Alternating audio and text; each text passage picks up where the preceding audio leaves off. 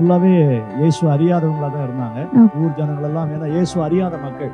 நீ கிறிஸ்டின் ஆயிட்ட, அதனால தான் உனக்கு பாடுகள், இவ்வளவு நெருக்கங்கள், உனக்கு குழந்தையா இறந்து போச்சு அப்படிலாம் எங்க அப்பா அம்மாவை பார்த்து சொன்னபோது, எங்க அப்பா ரொம்ப ஸ்ட்ராங்கான ஆளு. கர்ப்பம் தரித்து குழந்தையை பெற்றாங்க. அதுவும் கொஞ்ச நாள் இருந்து இறந்து போச்சு. அம்மா சொன்னாங்க, நான் 3ஆம் தரமா கர்ப்பம் தரித்திருக்கிறேன், இந்த குழந்தை பிறந்தா எனக்கு வேணாம், அதை நான் ஊழியத்துக்கு கொடுத்துறேன் அப்படின்னு சொன்னாங்க.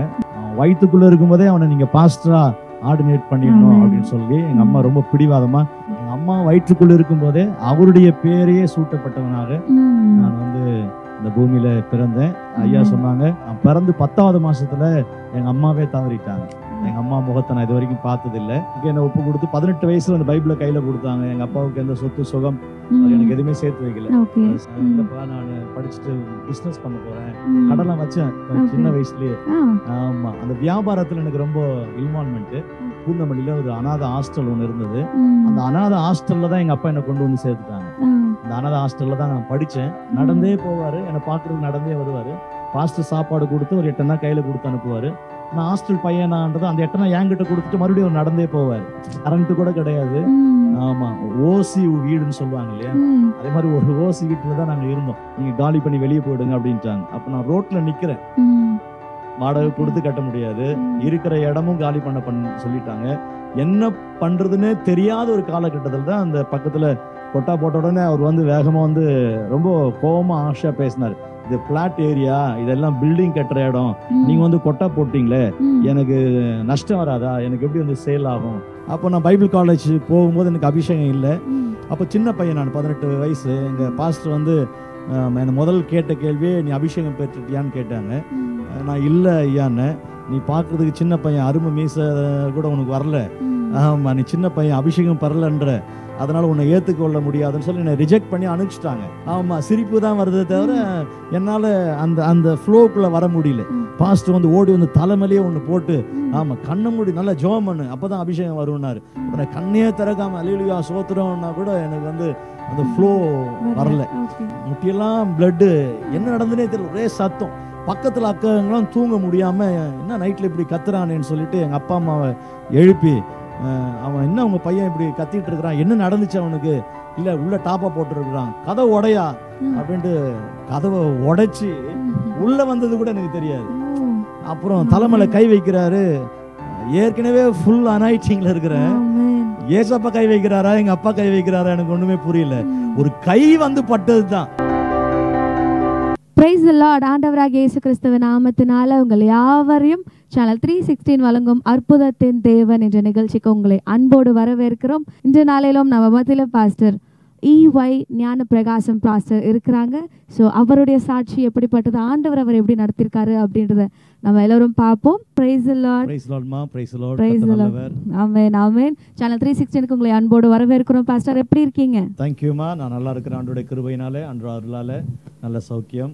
ஆமென். ரொம்ப சந்தோஷம் பாஸ்டர். பாஸ்டர் இந்த நாளிலும் நீங்க எங்க இருந்து வர்றீங்க, எப்போ உங்களுடைய பைபிள் காலேஜ் முடிச்சீங்க, உங்க பேர் என்ன, அப்பா அம்மா பேர் என்ன அப்படின்றத உங்களை அறிமுகப்படுத்திங்களா? கட்டாயமாமா. நான் பூந்தமல்லி பகுதியில் ஆண்டவருடைய கனமான ஊழியத்தை ஏறத்தாழ ஒரு 33 ஆண்டுகளாக முழு நேரமாக நான் செய்து வருகிறேன். ஆண்டவருடைய பிரதான கிருபையினாலே 91ஆம் வருஷம் திருவள்ளூரில் 91, 92 ஆகிய 2 ஆண்டுகள் பைபிள் காலேஜ் படிக்கும்படி ஆண்டவர் கிருபை தந்தார். அதைத் தொடர்ந்து பூந்தமல்லியில் தேவனுடைய சபையை ஆரம்பித்து ஏறத்தாழ 33 ஆண்டுகளாக முழு நேர பணியாளனாக ஆண்டவருக்காக தொடர்ந்து பயணித்துக் கொண்டிருக்கிறேன். கர்த்தர் நடத்தி கொண்டிருக்கிறார். ஸ்தோத்திரம். ஆமென். ரொம்ப சந்தோஷம் பாஸ்டர். சோ ஊழியம் அப்படினாலே நிறைய பாடுகள் இருக்கும் இல்லையா? ஆமா ஆமா, ஊழியம்ன்றாலே பாடுகள் இருக்கும். ஆண்டவர் அந்த பாடுகள் மத்தியில எப்படி உங்களை வெளியே கொண்டு வந்தாரு அப்படின்ற சாட்சியை சொல்றீங்களா பாஸ்டர்? கட்டாயமா. ஊழியம் என்றால் நிச்சயமாகவே பாடுகள் இல்லைன்னா ஊழியம் இல்லை. ஏன்னா நம்முடைய ஆண்டவரே பாடுகளின் வழியாய்த்தான் நடந்து போனார். பாடுகளின் வழியாய் போகும்போது தான் அந்த பரமனை நாம் காண முடியும் அப்படின்னு வேதம் சொல்லுது. ஆக அந்த பாடுகள் வழியாக தான் கர்த்தருடைய ஊழியத்தை செய்யும்படி கர்த்தர் கிருபை தந்தார். பைபிள் காலேஜ் முடிச்சுட்டு வந்த உடனே எந்த பேக்ரவுண்டும் எனக்கு கிடையாது. அவனுடைய கிருபையினால் எங்களுடைய சொந்த ஊரும் பூந்தமல்லி கிடையாது. நாங்கள் கோயில்பட்டி டு சங்கரங்கோயில் போகிற வழியில் திருவேங்கடம் என்றதான ஒரு ஊர் தான் எங்கள் சொந்த ஊர். அந்த ஊரில் ஏறத்தாழ சின்ன வயதில் இருந்தே எங்களுடைய அப்பா என்னை சென்னைக்கு அழைத்து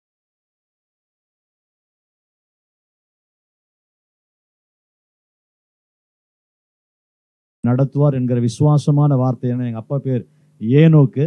ஏனோக்கை போலவே விசுவாசத்துல என்னை நடத்தினாங்க. பாடுகள் நிறைய வந்தது, அதை தாங்கி கொள்ள கர்த்தர் கிருபை தந்தார். ஆமென் ஆமென். ரொம்ப சந்தோஷம் பாஸ்டர், கேட்கறதுக்கு நல்லா இருக்கு. அப்போ உங்களுடைய ஃபாதர் வந்து உங்களை நடத்தினார், கரெக்ட்டுங்களா? ஆமா, எங்க அப்பா வந்து எங்க அம்மாவும் எங்க அப்பாவும் தான் நாட்கள் ரட்சிக்கப்பட்டாங்க. கோயம்புத்தூர் பாஸ்டர் யோபு ஞானப்பிரகாசம் ஐயாவுடைய சர்ச்சு எங்க ஊர்ல இருக்கிறது. அப்பா அம்மா ஃபுல்லாவே இயேசு அறியாதவங்களா தான் இருந்தாங்க. அவங்களுடைய மினிஸ்ட்ரியில தான் எங்க அப்பா அம்மா இயேசுக்குள்ள வந்தாங்க. அப்ப எங்க அம்மாவுக்கு ஃபர்ஸ்ட் குழந்தை பிறந்து கொஞ்சம் வருடம் இருந்து இறந்து போயிருச்சு.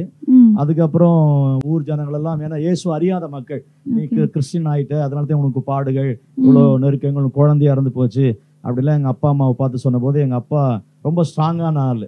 அதனால சூழ்நிலை நிமித்தமாக பிள்ளை தவறிடுச்சு, அதுக்கும் கடவுளுக்கும் சம்பந்தம் இல்லை அப்படிலாம் எங்க அப்பா ரொம்ப ஆழமா விசுவாசமா கடவுள் மேல நம்பிக்கையா இருந்தாங்க. தொடர்ந்து அடுத்தது எங்களுடைய அம்மா ஒரு கர்ப்பம் தரித்து குழந்தையை பெற்றாங்க. அதுவும் கொஞ்ச நாள் இருந்து இறந்து போச்சு. இப்படிப்பட்ட காலகட்டத்துல எங்க அப்பா அம்மாவும் ரொம்ப சோர்ந்து போன போதுதான் திருவேங்கடத்துல யோபு ஞானப்பிரகாச ஐயா ஒரு பெரிய ஒரு கன்வென்ஷன் கூட்டத்தை வச்சிருந்தாங்க. அப்ப அந்த காலத்துல எங்க அப்பா அம்மாவும் போய் ஐயாண்ட காலிலேயே விழுந்து எங்களுக்காக ஜெபம் பண்ணுங்க ஐயா சொல்லும் போதுதான் எங்க அம்மா சொன்னாங்க, நான் 3ஆம் தரமா கர்ப்பம் தரித்திருக்கிறேன், இந்த குழந்தை பிறந்தா எனக்கு வேணாம், அதை நான் ஊழியத்திற்கு கொடுத்துறேன் அப்படின்னு சொன்னாங்க. பாஸ்டர் சொன்னாங்க, அப்ப குழந்தை பிறந்து 1 வருஷம் ஆகட்டுமா, அதுக்கு பேர் வச்சு அதுக்கு ஊழியக்காரனா நான் பிரதிஷ்டை பண்ணி உங்களை நான் பிளஸ் பண்றேன்னு சொல்லும் போது எங்க அம்மா சொன்னாங்க, இல்ல இல்ல, வயிற்றுக்குள்ள இருக்கும்போதே அவனை நீங்க பாஸ்டரா ஆர்டினேட் பண்ணிடணும் அப்படின்னு சொல்லி எங்க அம்மா ரொம்ப பிடிவாதமா, ஏன்னா கிராமத்தை சார்ந்தவங்க இல்லையா, ரொம்ப பிடிவாதமா இருந்தாங்க. அப்போ மோசஸ் என்கிற பாஸ்டரும் யோபு ஞானப்பிரகாச ஐயாவும் எங்க அம்மா மேல கை வச்சு வயிற்றுக்குள்ள இருக்கிற அந்த குழந்தையை பிதா குமாரன் பரிசுத்தாவி நாமத்துல ஊழியக்காரனா நாங்க பிரதிஷ்டை பண்றோம் அப்படின்னு சொல்லி என்னை அம்மா வயிற்றுக்குள்ள இருக்கும் போதே என்னை பிரதிஷ்டை பண்ணி என்ன பேர் வைக்கணும் அப்படின்னு கேட்கும் போது எங்க அம்மா சொன்னாங்க, உங்க பேரே வைங்க என் பையனுக்கு.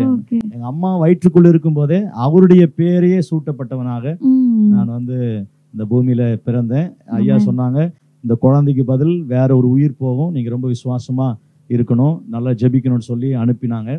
ஆனா நான் பிறந்து 10வது மாசத்துல எங்க அம்மாவே தவறிட்டாங்க. எங்க அம்மா முகத்தை நான் இது வரைக்கும் பார்த்தது இல்லை.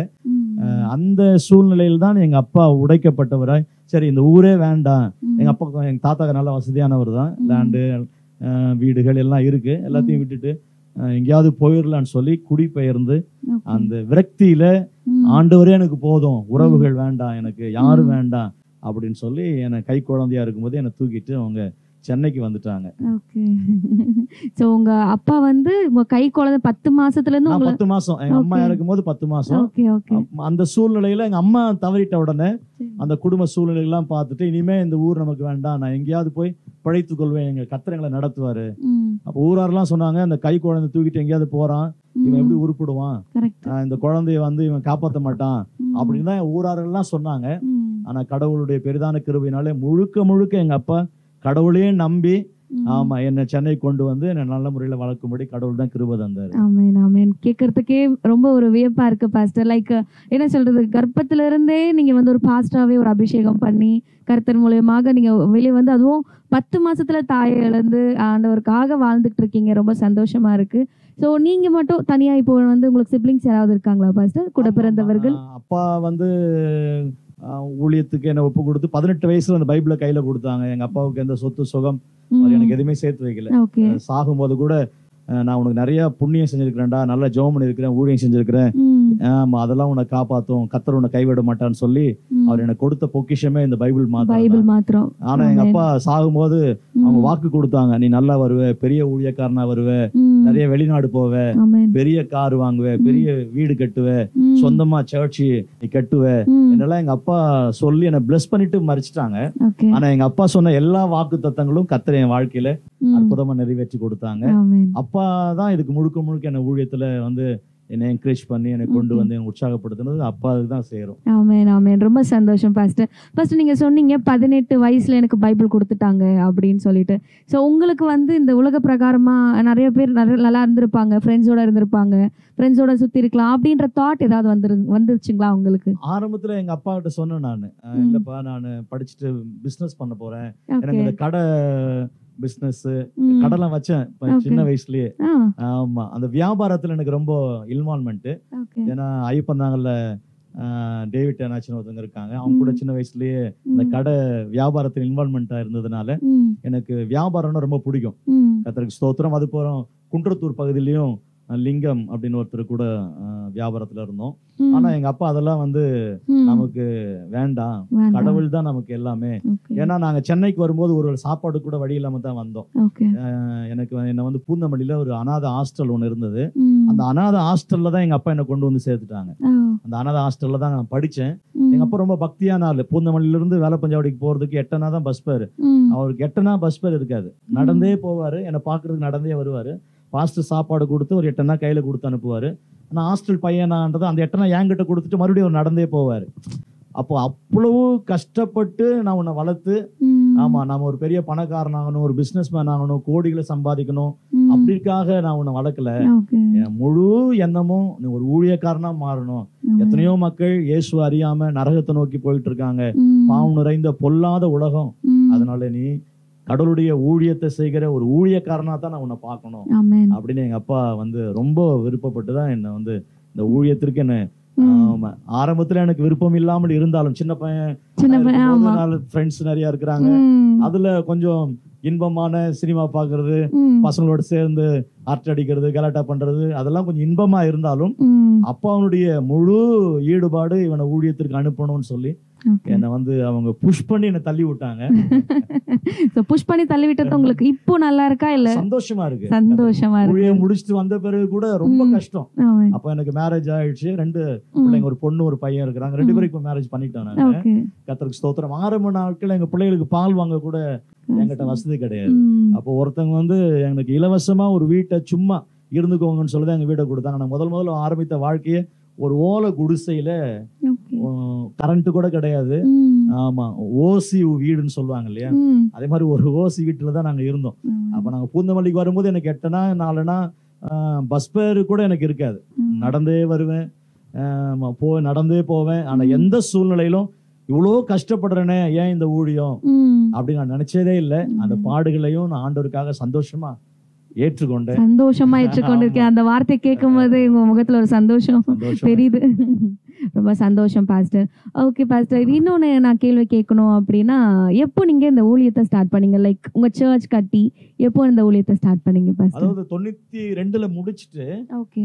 எங்க ஐயா என்ன வல்லம் பகுதிக்கு அனுப்புனாங்க. வல்லம் பகுதியில சும்மா கொஞ்ச நாள் போயிட்டு இருந்தேன். பட் ஆண்டவருடைய நடத்துதல் என்பது பூந்தமல்லி தான்.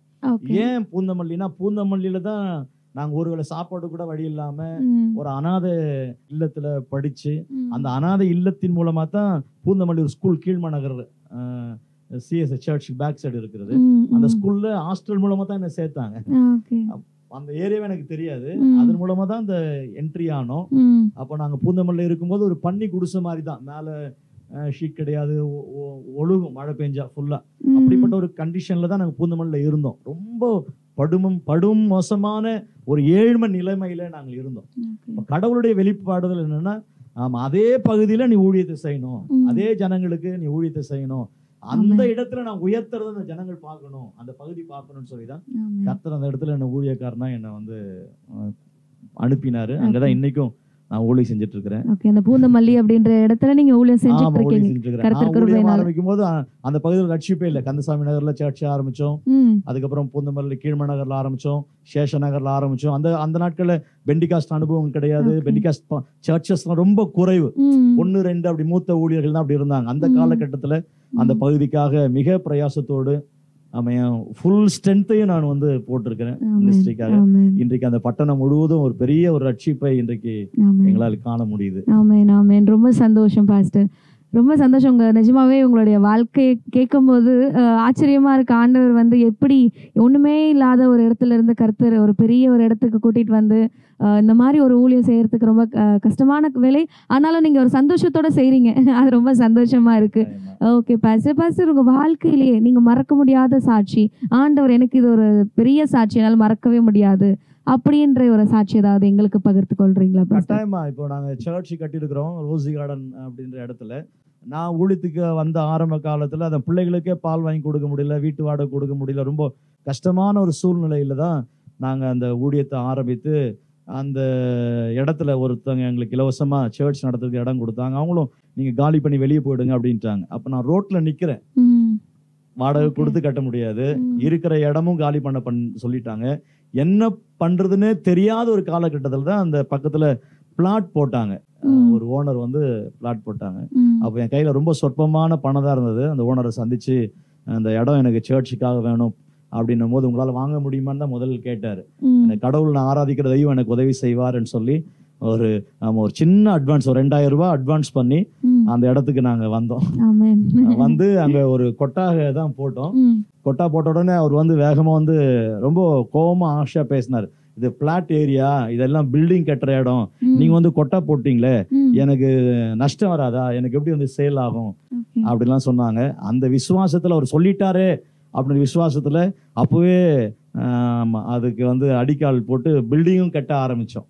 இன்னைக்கு அந்த ரோசி கார்டன்லயே எங்க சர்ச் தான் இன்னைக்கு ஆமா ஒரு மார்க் ட்ரெண்ட் மார்க்கா இருக்கு. அந்த சர்ச் பக்கத்துல எங்க வீடு, அந்த சர்ச்சுக்கு பின்னால எங்க வீடு, அந்த சர்ச் பக்கத்துல வந்துருங்கன்னு சொல்லி ஆமா ஞானப்பிரகாசம் சர்ச் அப்படின்னாவே ஆமா இன்னைக்கு அது ஒரு ட்ரெண்ட் மார்க்கா கடவுள் மாத்திட்டாரு. எந்த ஓனர் வந்து குடிச உன்னால இந்த இடத்துல பிசினஸ் கட்டு போயிடுன்னு சொன்னாரோ அதே இடத்துல இன்னைக்கு எங்க பில்டிங் வந்து ஒரு எடுத்துக்காட்டான ஒரு இடமா கர்த்தர் மாத்திருக்கு. ஆமென் ஆமென் ஆமென். ரொம்ப ஆண்டவர் வல்லமையா உங்க வாழ்க்கையில செயல்பட்டு இருக்காரு. ரொம்ப சந்தோஷம் பாஸ்டர். பாஸ்டர் நீங்க ஸ்டார்டிங்ல உங்க அப்பாவை தான் உங்க கூட்டிட்டு வந்திருக்காரு, அதுக்கப்புறம் பாத்தீங்கன்னா உங்க அப்பா தான் உங்களை நடத்தி இருக்காரு அப்படின்னு சொல்லியிருக்கீங்க இல்லையா? சோ நீங்க வந்து ஹிந்து பேக்ரவுண்ட்னு சொல்லியிருக்கீங்க, கரெக்ட்டுங்களா? அம்மா அப்பா நான் வந்து கிறிஸ்டியன் தான். அப்பா அம்மா ரட்சிக்கப்பட்டாங்களே, நான் எடுத்துட்டு தான் நான் பிறந்தேன். Okay pastor. அப்போ அம்மா அப்பா ஃபேமிலி ரிலேட்டிவ்ஸ் எல்லாரும் இப்போ கிறிஸ்டியன் தான் பாஸ்டர்? அப்பா வந்து பேக்ரவுண்ட் ஆர்சி. ஓகே. அம்மா வந்து இந்து. Okay okay. அவங்க ஃபுல்லா ஃபேமிலி இன்னைக்கும் எல்லாம் இந்துவா தான் இருக்கிறாங்க. ஒரு சிலர் ரட்சிக்கப்பட்டு உள்ள வராங்க. தாத்தால எல்லாமே ஆர்சி. இப்போ அவங்க எல்லாம் உள்ள பெண்டிகாஸ்ட்ல வந்திருக்காங்க. ஓகே, ரொம்ப சந்தோஷம் பாஸ்டர். சோ ஸ்டார்டிங் காலத்துல உங்ககிட்ட யாராவது வந்து பிரச்சனை பண்ணிருக்காங்களா? லைக் எதுக்கு நீங்க வந்து ஊழியம் போயிட்டு இருக்கீங்க அப்படின்னு ஏதாவது பிரச்சனை பண்ணிருக்காங்களா? பிரச்சனை தான் இது வரைக்கும் வாழ்க்கையா இருக்கு. ஆரம்ப காலத்துல ரொம்ப அதிகமான பிரச்சனைகளை சந்திச்சோம். மீட்டிங் நடத்தினா வந்து மீட்டிங் நடத்த விட மாட்டாங்க, கல்லை விட்டு அடிப்பாங்க, டியூப் லைட்ஸ் உடைப்பாங்க. ப்ரேயர் நடத்தும் போது தண்ணி போட்டுட்டு குடிச்சிட்டு வந்து ஆராதனை எவ்வளவு நிறுத்த முடியுமோ அவ்வளவு நிறுத்துறதுக்கு வந்து வழி பண்ணாங்க. அதுக்கப்புறம் போலீஸ் ஸ்டேஷன்ல கம்ப்ளைண்ட் கொடுத்தாங்க. எம்எல்ஏ எம்பி வரைக்கும் கூட ஆமா எங்க சர்ச்சை நடக்கக்கூடாது அப்படின்லாம் போராட்டங்கள் பிரச்சனைகள்லாம் பண்ணாங்க. எல்லா காலகட்டத்திலும் நான் கர்த்தரையே சார்ந்து இருந்தேன். எத்தனையோ மனிதர்கள் எதிர்த்தாலும் கர்த்தரின் பட்சத்தில் இருந்ததுனால அவங்க தான் தோத்து போனாங்க. கர்த்தர் எனக்கு இன்னைக்கும் ஜெயத்தை கொடுத்து அந்த பகுதியில் நிற்க கர்த்தர் கிருபை தந்தார். ஆமென் ஆமென். ரொம்ப சந்தோஷம் பாஸ்டர். உங்களோட வாழ்க்கையில நடந்த ஒவ்வொரு சாட்சியும் கேட்கும்போது எனக்கும் ரொம்ப சந்தோஷமா இருக்கு. ஆண்டவர் உங்களை எவ்வளவு வல்லமையா பயன்படுத்தியிருக்காரு, எப்படி ஊழியத்துல என்னதான் பாடுகள் இருந்தாலும் உங்களை விட்டு விலகாத ஆண்டவர் இன்றைக்கு வரைக்குமே உங்களை நடத்தி கொண்டே வந்துட்டு இருக்காரு. அதெல்லாம் கேட்கறதுக்கு ரொம்ப சந்தோஷமா இருக்கு பாஸ்டர். பாஸ்டர் நீங்க எப்படி அபிஷேகம் பெற்றுக்கொண்டீங்க, ஆண்டவர் எப்படி உங்களை அபிஷேகத்துல நடத்தினாரு அப்படின்ற அந்த சாட்சி எங்களுக்கு சொல்றீங்களா பாஸ்டர்? கட்டாயமா ஒரு 2 மினிட்ஸ்ல. என்னுடைய அப்பா எனக்கு பக்கத்துல ஒரு பக்கத்துல படுக்க வச்சுட்டு சொல்லும் போதெல்லாம், ஒரு மனிதன் ஜலத்தினாலும் ஆவியினாலும் பிறவாவிட்டால் பரலோக ராஜ்யத்தில் பிரவேசிக்க முடியாது. ஞானப்பிரகாசம் ஆவியானவர் உனக்குள்ள இல்லைன்னா நீ பரலோகமே என்ட்ரி ஆக முடியாது. அப்போ பரலோகம் என்ட்ரி ஆகணும்னா உனக்கு ஹோலி ஸ்பிரிட்டுடைய அபிஷேகம் வேணும்னு எங்க அப்பா எனக்கு சொன்னாங்க. அது அப்படியே எனக்கு சின்ன வயசு இல்லை பார்த்தீங்களா, இளம் வயது, அந்த விதை வந்து எனக்குள்ள முளைச்சிக்கிட்டே இருந்துச்சு. அப்போ நான் பைபிள் காலேஜ் போகும்போது எனக்கு அபிஷேகம் இல்லை. அப்போ சின்ன பையன், நான் 18 வயசு. எங்கள் பாஸ்டர் வந்து என்னை முதல் கேட்ட கேள்வியே நீ அபிஷேகம் பெற்றுட்டியான்னு கேட்டாங்க. நான் இல்லை ஐயான்னு. நீ பார்க்குறதுக்கு சின்ன பையன், அருமை மீசை கூட உனக்கு வரல, ஆமாம் நீ சின்ன பையன், அபிஷேகம் பெறலன்ற, அதனால் உன்னை ஏற்றுக்கொள்ள முடியாதுன்னு சொல்லி என்னை ரிஜெக்ட் பண்ணி அனுப்பிச்சிட்டாங்க. அப்போ நான் வீட்டில் வந்து தேவனுடைய சமூகத்தில் அழுதேன், ஆண்டவரே எனக்கு அபிஷேகம் என்பது மிகவும் அவசியம். எங்கள் அப்பாவும் சொல்கிறாங்க அபிஷேகம் இல்லைன்னா பரலோகத்துக்கு என்ட்ரி ஆக முடியாதுன்றாங்க, எனக்கு அபிஷேகம் வேணும் அப்படின்னு சொல்லி ஜெபம் பண்ணும்போது தான் எங்கள் பாஸ்டர் அவங்க அன்னைக்கு ஈவினிங் அபிஷேக ஆராதனை ஒன்று சர்ச்சில் ஒழுங்கு பண்ணாங்க. அப்போ அந்த அபிஷேக ஆராதனை ஜபத்தோடு நான் கலந்துக்கிட்டேன். பாஸ்டர் வெளியிலேருந்து கூப்பிட்டுருக்குறாங்க, பெரிய பாஸ்டர் அவங்க, நிறைய விசுவாசிங்க கூட்டம் வந்திருக்கிறாங்க. அப்போ கண்ணை மூடி எல்லாரும் ஆவியில் நிறைந்த அபிஷேகம் அந்த ப்ரேயர் நடக்குது.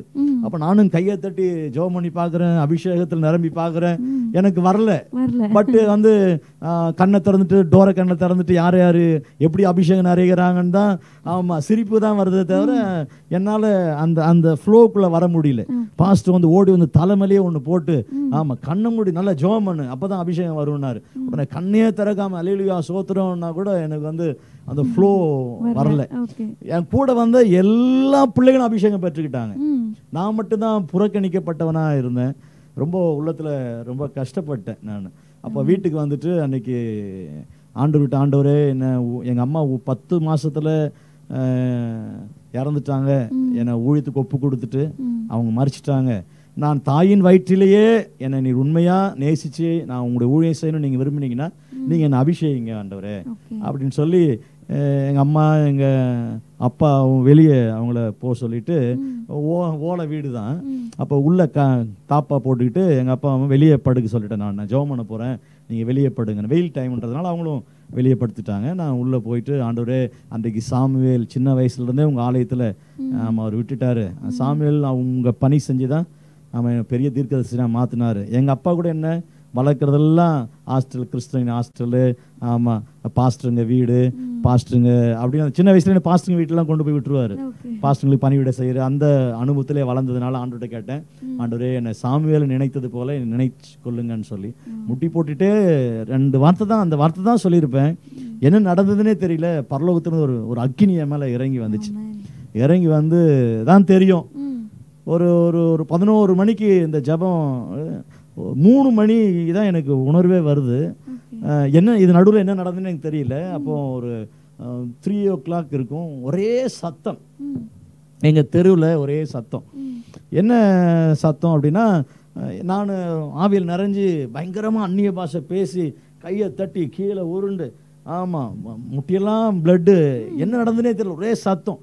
பக்கத்தில் அக்கங்களும் தூங்க முடியாம என்ன நைட்ல இப்படி கத்துறானேன்னு சொல்லிட்டு எங்க அப்பா அம்மாவை எழுப்பி, அவன் என்ன உங்க பையன் இப்படி கத்திட்டு இருக்கிறான், என்ன நடந்துச்சு அவனுக்கு, இல்ல உள்ள டாப்பா போட்டு இருக்கிறான், கதவை உடையா அப்படின்ட்டு கதவை உடைச்சு உள்ள வந்தது கூட எனக்கு தெரியாது. அப்புறம் தலைமையில கை வைக்கிறாரு. ஏற்கனவே ஃபுல் அனாயிட்டிங்ல இருக்கிறேன். ஏசப்பா கை வைக்கிறாரா எங்க அப்பா கை வைக்கிறாரா எனக்கு ஒண்ணுமே புரியல. ஒரு கை வந்து பட்டது தான் இன்னும் வந்து பயங்கரமா ஒரு பூஸ்ட் எனக்கு உண்டாயிடுச்சு. அப்புறம் அப்படியே எங்க அப்பா கொஞ்சம் அப்படியே ஆவியை கண்ட்ரோல் பண்ணு, மனுஷ சத்தம் கேக்குது, அப்புறம் அப்பா சத்தம் கேக்குதுன்னு சொல்லி அப்படியே கொஞ்சம் என் கண்ட்ரோலுக்கு வந்த பிறகு அப்படியே அமைதியாகிறேன். ஒரே சத்தம், நாங்க தூங்குறதா இந்த ஊருக்குள்ள இருக்கிறதா அப்படின்னு சத்தம். அப்பதான் பெரிய பிரச்சனை வெளியே நடந்தது நான் அப்பதான் உணர்ந்தேன். அன்னைக்கு என் மேல கர்த்தர் வைத்த அந்த அபிஷேகம், இன்னைக்கும் நான் ஊழியத்தை நிலை கொண்டு இருப்பதற்கு அந்த அபிஷேகம் தான் மிகப்பெரிய எனக்கு உதவியா இருக்குது. பரிசுத்த ஆவியானவர் எனக்கு அவ்வளவா என்னை நேசிச்சாரு. அதுக்கப்புறம் திரும்ப நான் பைபிள் காலேஜ் போயிட்டு என் ஃப்ரெண்ட்ஸ் கூட நான் நைட்ல படுத்துட்டு இருந்தா கூட பேய் பிடிச்சவங்க கூட அலறுவாங்க. ஆமா, அந்த அளவுக்கு ஒரு பெரிய அபிஷேகம் என் மேல இறங்கி, அந்த அபிஷேகம் உங்ககிட்ட இருந்ததுனால அவங்க அலறாங்க. பேய் அந்த அசுத்தாவி சில சர்ச்ல முடிச்சிட்டு சில வீட்டுக்கு போகும் நைட்டு படுத்துருவாங்க பாத்தீங்களா. அப்ப கும்பல படுத்துட்டு இருக்கும்போது யாராவது அசுத்த ஆவி நைட் 12 மணிக்கெல்லாம் அலறத நான் பாத்துருக்கேன். அப்படியே என்னை விட்டு அப்படி பரண்டு தள்ளி போய் படுப்பாங்க. அது மாதிரி ஒரு அபிஷேகத்தை நான் வந்து உணர முடிஞ்சது. அந்த அபிஷேகத்தை இன்னைக்கும் தேவ ஆவியானவர் எனக்கு தந்து அந்த அபிஷேகம் தான் இன்னைக்கு என்ன நடத்திக்கிட்டு இருக்கு. ஆமென், ஆமென். கர்த்தருடைய அபிஷேகம் வல்லமையான அபிஷேகம். ரொம்ப சந்தோஷம் பாஸ்டர், ரொம்ப சந்தோஷம். உங்களுடைய சாட்சி கேட்கும்போது ரொம்ப வல்லமையா இருந்தது. ஆண்டவர் எப்படிலாம் என்னென்ன கஷ்டத்தின் மத்தியிலும் ஆண்டவர் உங்களை கைவிடாம இம்மட்டும் பாதுகாத்து கொண்டு இருக்கிறாரு. ஸோ அப்பாவுடைய சாட்சி சொல்றீங்களா பாஸ்டர்?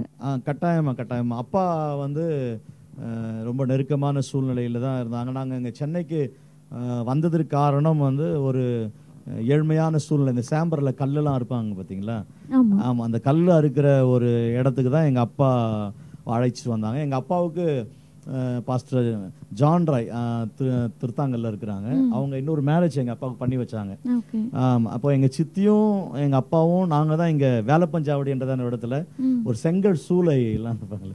அந்த செங்கல் சூளையில் தான் எங்கள் அப்பா வந்து வேலைக்கு அந்த கல்லெல்லாம் இருக்கிற வேலையில் தான் வந்தாங்க. அப்போது எங்கள் அப்பா பேரில் கொஞ்சம் காசுலாம் வாங்கிட்டு அந்த கூப்பிட்டு வந்தாங்க பார்த்தீங்களா, அவங்க போயிட்டாங்க. பட்டு எகிப்துக்கு எப்படி வந்து இஸ்ரேல் அடிமையாக போனாங்களோ அதே போல தான் எங்களுடைய வாழ்க்கை ஒரு அடிமையான நிலைமையாக இந்த பூந்தமல்லிக்கு இந்த வேலப்பஞ்சாவடி பகுதிக்கு நாங்கள் வந்தோம். இந்த ஹாஸ்டல்ல இருந்து எங்கள் வீட்டுக்கு போய் அப்பா பசிக்குது அப்படின்ற, அவங்களுக்கே சாப்பாடு இல்லை, எனக்கு என்ன சாப்பாடு கொடுப்பாங்க, பசிக்குதுன்னு மயக்கம் அடிச்சு கூட கீழே விழுந்திருக்கிறேன். அப்படிப்பட்ட மிகப்பெரிய ஏழ்மையின் மத்தியில் தான் எங்களுடைய தகப்பனார் வாழ்ந்து வந்தாங்க. எங்கள் அப்பாவுக்கு ரொம்ப ஊழியம் செய்யணுன்ற ரொம்ப வாஞ்ச. ஏன்னா ஊழியக்காரர்களுக்கு பணிவிடை செய்வது, அவங்களுக்கு எல்லா விதத்திலும் ஊழியர்களுடைய காலமைக்கு விழுவது, அவங்களுக்கு சுடுதண்ணி வச்சு கொடுப்பது, இப்படி நிறைய பணிவிடை. அந்த நாட்கள் ஆளுங்க இல்லையா, பாஸ்டருங்க மேல ரொம்ப லவ்வா இருப்பாங்க, ரொம்ப அன்பா இருப்பாங்க. அப்படிப்பட்ட காலகட்டத்தில் தான் எங்க அப்பா டிபி வியாதினால பாதிக்கப்பட்டு ரத்தமா வாந்தி எடுப்பாங்க. அப்ப எங்க அப்பா மேல எனக்கு ரொம்ப அன்பு இருந்ததுனால ரத்தமா வாந்தி எடுக்கும்போது ரொம்ப அழுவேன் நான் ஆண்டவர்கிட்ட.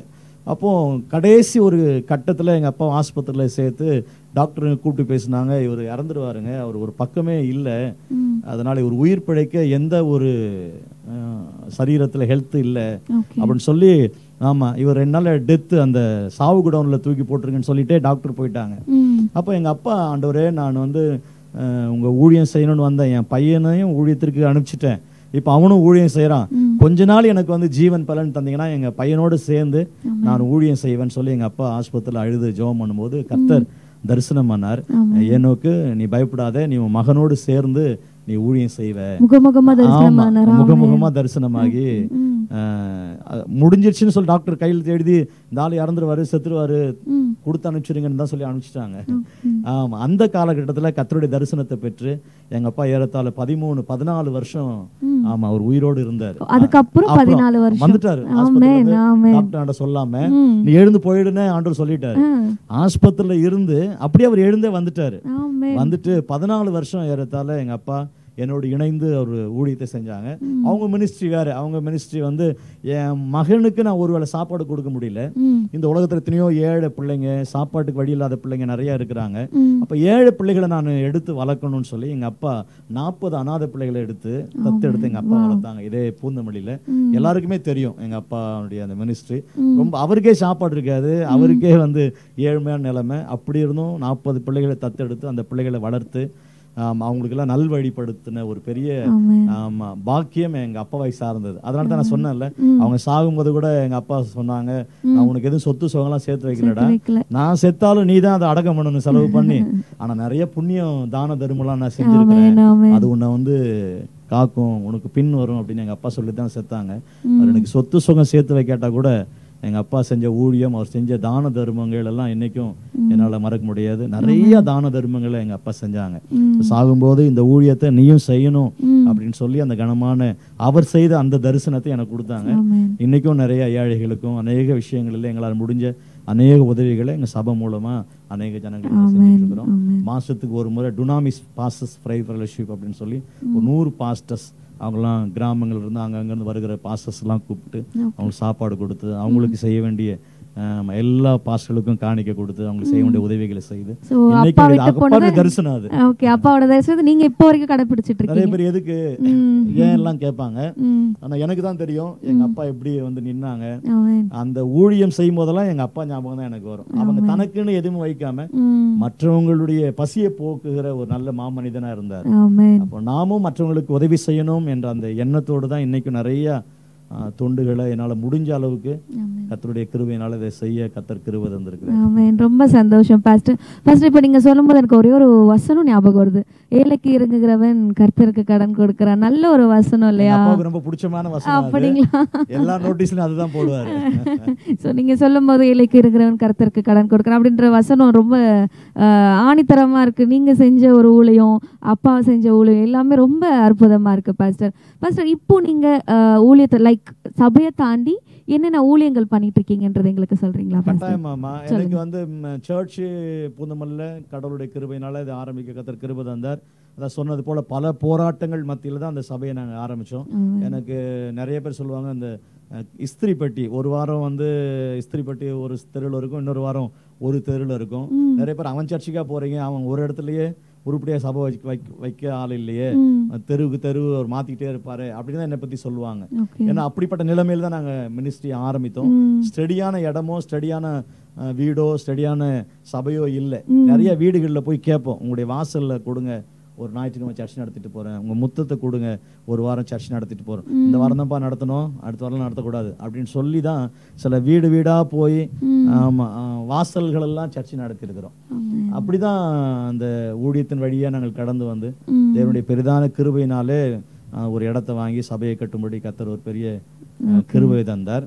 சபை ஊழியம் அது மாத்திரம் நிறைய கன்வென்ஷன் கூட்டங்களில் தேவனுடைய வார்த்தையை கொடுக்க அழைக்கிற இடங்கள்ல போய் தேவனுடைய ஊழியத்தை, ஏன்னா எங்க பாஸ்டர் பார்த்து ஃபர்ஸ்ட் இவாஞ்சலிஸ்ட் காலிங் தான் உனக்கு இருக்கு அப்படின்னு சொல்லி என்னை பிளஸ் பண்ணி அனுப்புனாங்க. அந்த அந்த இவாஞ்சலிஸ்ட் அந்த காலிங் இன்னைக்கும் எனக்கு இருக்கிறதுனால நிறைய இடங்களில் வெளி கூட்டங்களில் போய் கர்த்தருடைய கனமான ஊழியத்தை எங்கெல்லாம் கூப்பிடுறாங்களோ, எந்த நேரம் கூப்பிட்டாலும் எந்த டைம் கூப்பிட்டாலும் மாட்டேன்னு சொல்லாம இதுவரைக்கும் எங்கேயும் ஓடியும் சுவிசேஷத்தை அறிவிக்கும்படி கடவுள் கிருபை தந்திருக்கிறார். கிளை சபைகள் இருக்கிறது, அது போல டுனாமிஸ் ஐக்கியம் என்று வைத்து பாஸ்டர்களுக்கு மாதத்துல ஒரு முறை எங்களால முடிஞ்ச அந்த ஊழியத்தை செஞ்சுட்டு இருக்கிறோம். நல்ல உள்ளம் அறக்கட்டளை அப்படின்னு, நல்ல உள்ளம் எங்க அப்பாவுடைய அந்த உள்ளத்தை வச்சுதான், நல்ல உள்ளம்னா எங்க அப்பா உள்ளம் அப்படின்னு நான் நினைச்சுதான் அந்த பேரே வச்சேன். என்னுடைய ட்ரஸ்டுக்கே அதான் பேர் வச்சிருக்கிறேன், நல்ல உள்ளம் அறக்கட்டளை.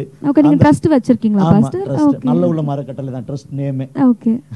அந்த நேம் கவர்மெண்ட். எத்தனை பிள்ளைங்க இருக்காங்க பாஸ்டர் ட்ரஸ்ட்? இப்போ பிள்ளைங்க எல்லாம் இல்ல, காமனாவே நாங்க வந்து சப்போர்ட் பண்றோம். அது வந்து ஏழை தாய்மார்கள், விடோஸ், கிராம பிள்ளைகள், படிக்கிற பிள்ளைகள் சொல்லி காமனாவே